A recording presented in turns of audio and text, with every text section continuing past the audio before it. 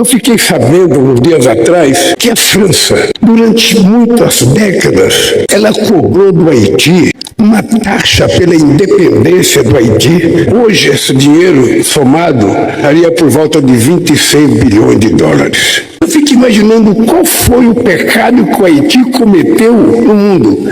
Será porque foi o primeiro país a acabar com a escravidão? Será que foi por isso que eles são castigados?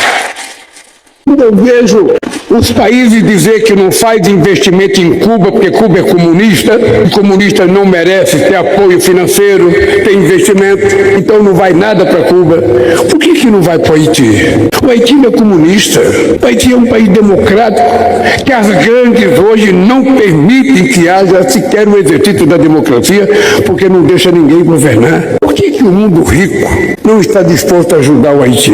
Quando houve o terremoto no Haiti, Brasil e Cuba construíram um hospital no Haiti. O Brasil foi o único país do mundo a dar dinheiro em cash, 40 milhões de dólares para contribuir na construção de uma hidrelétrica entre a República Dominicana e o Haiti.